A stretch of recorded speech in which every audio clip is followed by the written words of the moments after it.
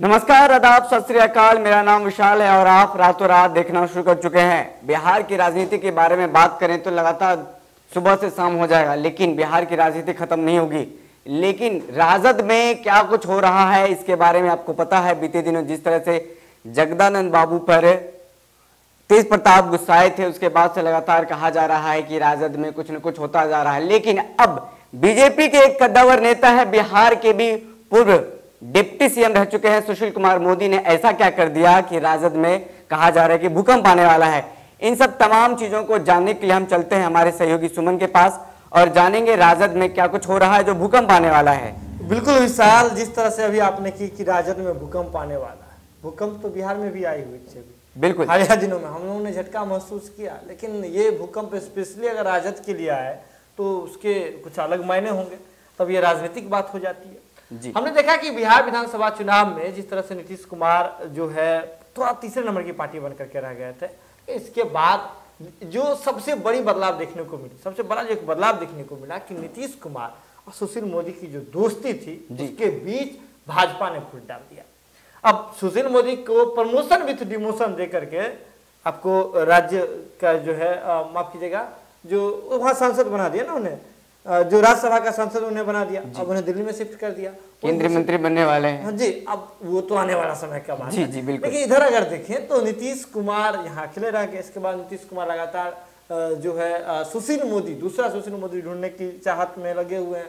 उपेंद्र कुशवाहा के साथ समीकरण बिठाने की कोशिश करते हैं, तारकिशोर प्रसाद के साथ बैलेंस बनाने की कोशिश करते हैं, शाहनवाज हुसैन के साथ रणनीति साधने की कोशिश करते हैं। लेकिन जो है वो परफेक्ट पीपल होता है ना, कि जब इंसान एक सांचा में बनाते हैं तो उसके बाद कहा जाता है कि भगवान जब एक सांचा में बनाते हैं एक इंसान को, उसके बाद तोड़ देते हैं, कहावत है गाँव में।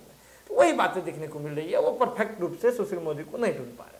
लेकिन आपको याद होगा, अगर थोड़ा सा अपनी यादाश्त को पीछे ले जाइए, 2015 के दरमियान देखिए क्या परिस्थिति बनी थी।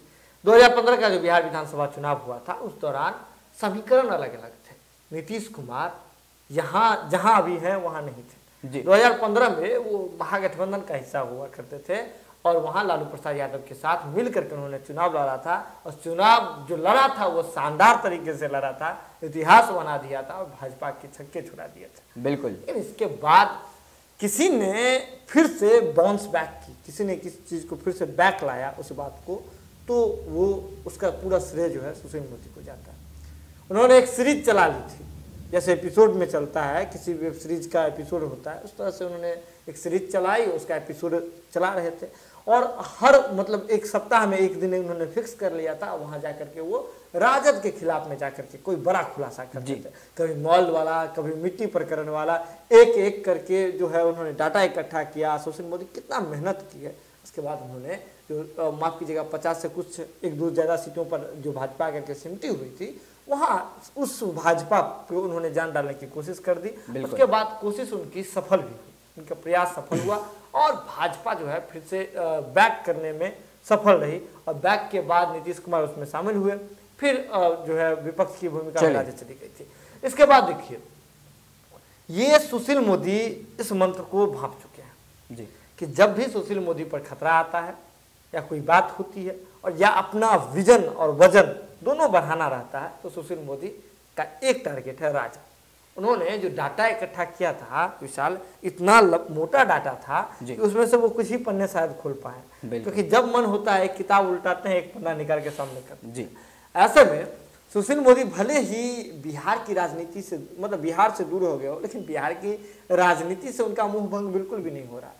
ऐसे में दिल्ली में बैठे हैं, इसके बावजूद बिहार को लगातार याद कर रहे हैं। याद करते थे, कभी ट्वीट के माध्यम से, बयान के माध्यम से, हाँ बयान के माध्यम से, ट्वीट के माध्यम से उन्होंने इस बार फिर से बिहार को ट्वीट के माध्यम से याद किया था जी। इस पे उन्होंने राजद के राजकुमारों पर उन्होंने जो है तंज कस दिया। उन्होंने साफ तौर पे कहा कि जो जिस तरह से ये लोग काम कर रहे हैं और जो इन लोगों की जो व्यवस्था है, इससे ये अपरिपक्व है राजनीतिक रूप से, और इससे राजद में एक बड़ा भूकंप आने वाला है।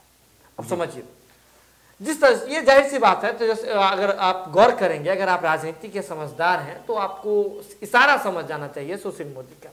सुशील मोदी की ओर जाकर के इशारा कर रहा है। दरअसल सुशील मोदी, अगर आपने देखा राजद के ताजा घटनाक्रम को एक बार फिर से याद कर लीजिए, सुशील मोदी ने भी इसका जिक्र किया।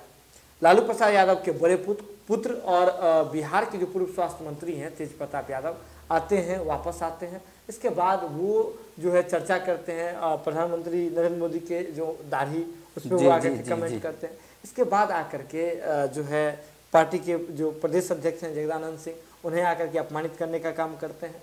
इसके बाद इस पूरे मामले पर तेजस्वी यादव राजनीतिक रूप से क्वारंटाइन रहते हैं, शांत रहते हैं। और इसके बाद देखिए, जब राजद इतनी बड़ी पार्टी बनकर के और सबसे बड़ी पार्टी बनकर के इस चुनाव के बाद उभरी है, सामने आई है, तो उसमें तो अलग अलग समीकरण के नेता होंगे, अलग अलग समय के नेता होंगे, तो सभी की नज़र तो अपने शीर्ष नेतृत्व पर है।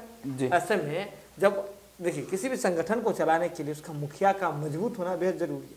ऐसे में जिस तरह का जो हरकत अभी हालिया दिनों में तेज प्रताप यादव ने किया है, उस पर तेजस्वी यादव जब निरुत्तर हो जाते हैं, उनके पास शब्दों में वो बयान नहीं करते हैं, शब्दों में भी नहीं बयान करते हैं आकर के, तो ऐसे मामले पर जो सुशील मोदी है वो उस जो घाव है राजद के नेताओं के भीतर, उस संगठन के भीतर बहुत सारे नेता हैं, अलग अलग खेमे के हैं, अलग अलग क्षेत्र से आते हैं, उन सभी के घाव पर जाकर के सुशील मोदी ने अपनी उंगली रख दी है।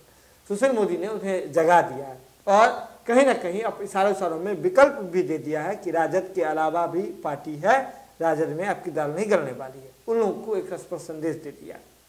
अब देखिए ना, नीतीश कुमार एक और जहां बीएसपी में सेंधमारी करके ले आते हैं, सुमित सिंह से इधर को मिला लेते हैं खुद में। इसके बाद चंदन सिंह, जिसका एक्सक्लूसिव इंटरव्यू भारत लाइव पे अभी चला भी है, वहां जाकर के आप देख सकते हैं, उनसे लंबा समय तक उनसे बात कर लेते हैं। कन्हैया कुमार वाम दल के आते हैं, महागठबंधन में देखिए वाम दल से हैं, महागठबंधन के हिस्सा है, महागठबंधन के में वाम दल के एक अच्छे चेहरा के रूप में जाने जाते हैं, नेता के रूप में जाने जाते हैं, सर्वमान्य नेता है। तो ऐसे में पहले वो अशोक चौधरी की से मुलाकात करते हैं। जदयू में बहुत सारे लोग, अशोक चौधरी बेहद खास हो जाते हैं जब उनसे कोई मिलता है। अशोक चौधरी को जिस मकसद से लाया गया था, उस मकसद पर आपको एक बार फिर से जाना पड़ जाता है, जैसे ही कोई उनसे मुलाकात करते हैं। तो उसके बाद लगे हाथ वो वहीं नहीं रुकते हैं, चर्चा का बाजार जो है गर्म होता ही है, सियासी माहौल गर्म होता ही है। इसी बीच वो लगे हाथ बिहार के मुख्यमंत्री नीतीश कुमार से भी जाकर के कन्हैया कुमार मुलाकात कर लेते हैं। अब देखिए सुशील मोदी जो बात कर रहे हैं, इसका सीधा तात्पर्य है कि जो महागठबंधन खेमे में जो लोग हैं, जो नेता हैं और तेजस्वी यादव में को मुख्यमंत्री बनाने के लिए स्वप्न देख रहे थे, उन्हें सीधा संदेश है जो सुशील मोदी का। हम चाहेंगे कि एक बार हम आपको ट्वीट भी जो है बता दे ही देते हैं। दरअसल सुशील मोदी ने क्या क्या जो है सुशील मोदी ने ट्वीट किया था, एक बार हम आपको इस पूरे मामले पर पढ़ के सुना देते हैं विशाल। लेकिन एक बड़ा बात जो है ये देखने को मिल जाता है कि जो सुशील मोदी बिहार से बाहर होकर के जब जवाब देते हैं इस सारे मामले पर जो कहते हैं, तो इसके बाद से सियासी हरकत बिहार में मचना शुरू हो जाता है। चलिए ट्विटर हैंडल के माध्यम से उन्होंने ट्वीट किया था कि बिहार में मुख्य विपक्षी दल आरजेडी अपने राजकुमारों से इस कदर परेशान है कि वह अपने संवैधानिक दायित्वों का निर्वहन नहीं कर पा रहा है।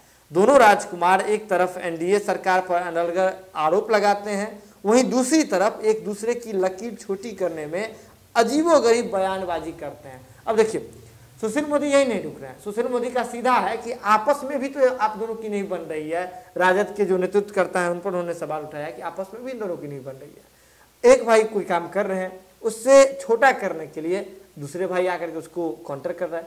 देखिए हमारे संपादक नवल मिश्रा कहा करते हैं और बाबा खासकर ये बात कहा करते हैं कि जब किसी लकीर को छोटा करना हो तो उसे मिटाने का प्रयास नहीं करना चाहिए, उसके सामने एक बड़ी लकीर खींच देना चाहिए। अब इन लगता है दोनों बातों को जो दोनों राजद के जो नेतृत्व करता है, लालू प्रसाद यादव के दोनों पुत्र, हम तेजस्वी यादव की और तेज प्रताप यादव की बात कर रहे हैं, अच्छे से सुनते हैं, बात लाइव को अच्छे से फॉलो करते हैं, तो वो दोनों प्रक्रिया अपना रहे हैं।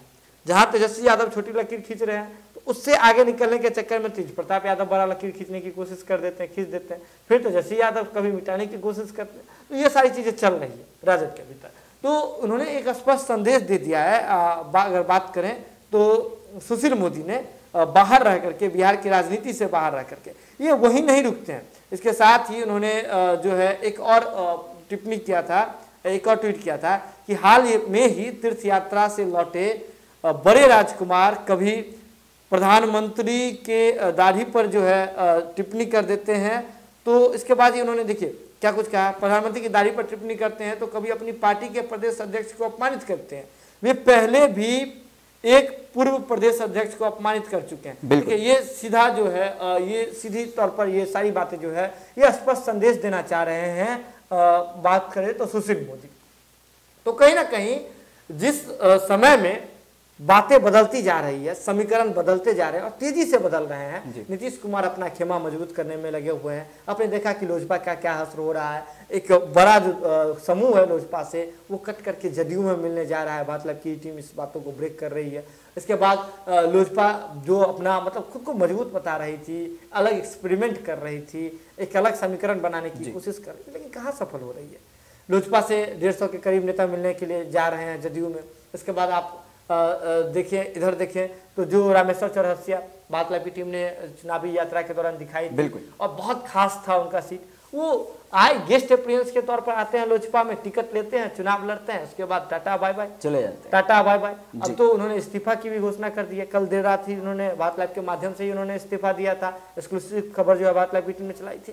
तो ऐसे में एनडीए जो है एक बड़ा पावर सेंटर हो रहा है बिहार में, और नीतीश कुमार जहां अपने कुनबे को बढ़ाने में लगे हुए हैं, तो ऐसे में बीजेपी भी है कि कहीं भी हो लेकिन एनडीए का ही सब रुख करे।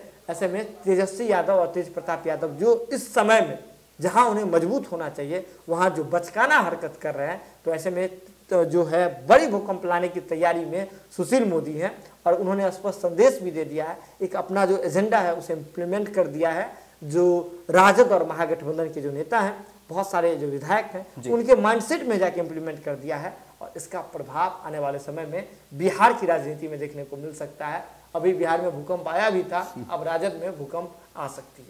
बिल्कुल, तो रातों रात में आपने देखा कि किस तरह से बिहार की राजनीति में भूकंप आने वाले, और खास करके हम राजद की बात करें तो हमारे सहयोगी सुमन ने साफ साफ बता दिया है कि वो कौन से नेता हैं। सुशील कुमार मोदी हैं वो, जो कि राजद में आने वाले दिनों में हो सकता है भूकंप ला दे। लेकिन अभी तो बिहार की राजनीति में उथल पुथल भरी पड़ी है, क्योंकि जिस तरह से लगातार समीकरण बने हैं चुनाव के बाद से, जदयू कमजोर हुई है, बीजेपी मजबूत हुई है, कहीं न कहीं कुछ न कुछ होता जा रहा है। तो लगातार भारत लाइव आपको हर अपडेट जो कि बिहार की राजनीति में हो रहा है वो दिखा रहा है। चाहे हम बात करें, कुछ देर पहले आपको पंचनामा में देखने को मिलेगा, फिर हम बात करें, कल भी हमारे संपादक डॉक्टर नमन मिश्रा ने पंचनामा में बताया था कि जो कि चौरसिया की बात कर रहे थे, रामेश्वर चौरसिया, जो कि एलजेपी छोड़ करके अब जदयू में हो सकता है जाएंगे या फिर बीजेपी में जाएंगे। तो क्या कुछ होता है, लगातार भारत लाइव आपको अपडेट दिखाता रहेगा। बहुत बहुत धन्यवाद। अगर ये वीडियो पसंद आई और वह बिहार के राजनीति और बिहारियत से सरोकार रखेनी तो सब्सक्राइब बटन दबा के चैनल के सब्सक्राइब कर ली। ओजे एगो घंटी बा, ओकरा बटन दबा देला से कुल सटीक और मारक खबर रुआ मुफ्त में मिल जाई। अगर रुआ पत्रकारिता के हमनी के नया प्रयोग में सहयोग कर चाहतानी तो ज्वाइन बटन दबा दी। पेटीएम नंबर नोट कर ली 9386816700। धन्यवाद।